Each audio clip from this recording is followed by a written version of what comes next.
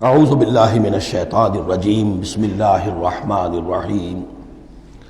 اب یہ جو تیسرا حصہ نصف اول کا آ رہا ہے یہ پھر انہی 4 رکوعوں کے بہت مشابہ ہے کہ جو سورہ بقرہ میں آئے تھے 15ویں سے لے کر 18ویں رکوع تک، جس میں تحویل قبلہ، حضرت ابراہیم کا ذکر، کعبے کا ذکر، پھر اہل کتاب کو دعوت، وہ کیفیت آپ کو یہاں ملے گی۔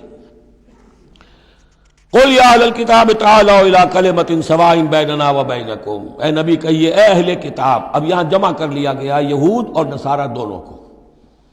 وہاں گفتگو زیادہ تر یا بنی اسرائیل تھی، ابھی تک حضرت عیسیٰ کا معاملہ تھا، وہ گویا کہ نصرانیوں سے بات تھی، اب ہے اہل کتاب دونوں کے دونوں۔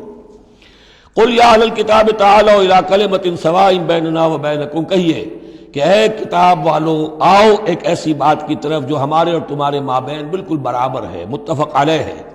وہ کیا ہے؟ اللہ نعبد الا اللہ، اللہ کے سوا کسی کی بندگی نہ کرے، ولا نشرک بہ شیئا، اس کے ساتھ کسی چیز کو شریک نہ ٹھہرائیں، ولا یتخذ بعضنا بعضا اربابا من دون اللہ، اور ہم میں سے کوئی ایک دوسرے کو اللہ کے ساتھ رب نہ بنا لے۔ اس سے مراد کیا ہے؟ جیسے کہ پوپ کو انہوں نے رب بنا لیا کہ پوپ کو اختیار ہے جس چیز کو چاہے حلال قرار دے دے، جس چیز کو چاہے حرام قرار دیتے، یہ گویا کہ ان کو اس کو پوپ کو بھی رب مان لینا ہے۔ چنانچہ یہ واقعہ ہے کہ مشہور جو سخی تھے حاتم طائی، ان کے بیٹے عدی ابن حاتم رضی اللہ تعالی عنہ، وہ ایمان لائے، عیسائی تھے پہلے، تو انہوں نے ایک مرتبہ حضور سے کہا کہ یہ قرآن یہ کہتا ہے کہ ہم نے اللہ کے سوا کسی اور کو رب بنا لیا، تو یہ بات کچھ سمجھ میں نہیں آئی، ہم نے تو کسی کو رب نہیں بنایا۔ تو حضور نے فرمایا کیا یہ صحیح نہیں ہے کہ تمہارے جو پادری کہہ دیں، جو پوپ کہہ دے کہ یہ حق ہے، یہ صحیح ہے، یہ جائز ہے، اس کو تم جائز مان لیتے ہو، جس کو وہ کہہ دیں حرام ہے حرام مان لیتے ہو؟ کہ جی ایسا تو ہے۔ تو یہ حق جو ہے یہ صرف اللہ کا ہے، اور جو اس حق کو اختیار کرتا ہے وہ گویا رب ہونے کا دعویٰ کرتا ہے۔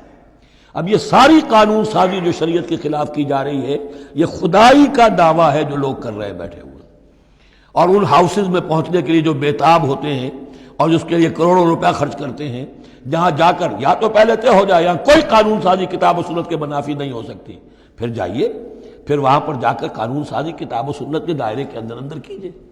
لیکن جہاں یہ نہیں ہے تو وہ جو فرمایا یہاں پر نوٹ کر لیجئے، تعالوا الی کلمۃ سواء بیننا وبینکم الا نعبد الا اللہ ولا نشرک بہ شیئا ولا یتخذ بعضنا بعضا اربابا من دون اللہ فإن تولوا، پھر اگر وہ منہ موڑ لیں، فقولوا، اے مسلمانوں تم کہو، فقولوا اشہدوا بأننا مسلمون، اچھا بھائی آپ لوگ گواہ رہے ہم تو مسلمان ہیں، ہم نے تو اللہ کی اطاعت قبول کر لی، ہم ان تینوں باتوں پر قائم رہیں گے، آپ کو اگر پسند نہیں ہے تو آپ کی مرضی۔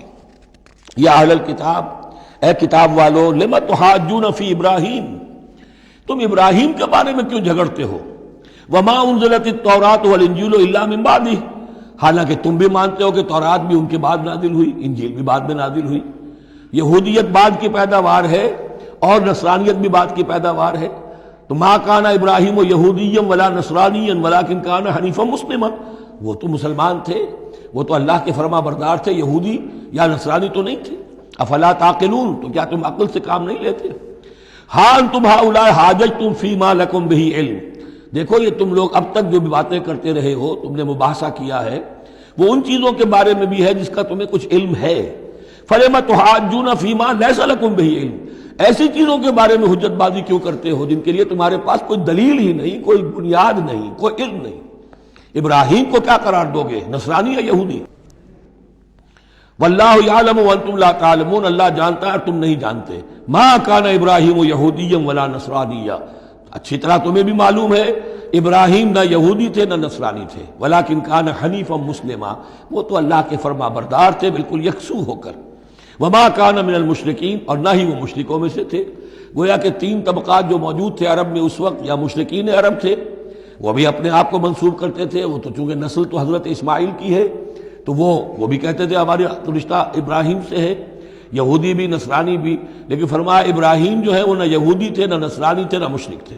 ان اولی الناس بابراہیم الذین اتبعوہ، یقیناً ابراہیم سے سب سے زیادہ قربت رکھنے والے لوگ تو وہ ہیں جو ان کی پیروی کرتے ہیں، اور وہ کون ہے؟ وہذا النبی، یہ نبی محمد صلی اللہ علیہ وسلم، والذین آمنوا، اور وہ کہ جو ان پر ایمان لائے، واللہ ولی المومنین، اور اللہ ان مومنوں کا ساتھی ہے، مددگار ہے، پشت پناہ ہے، حمایتی ہے۔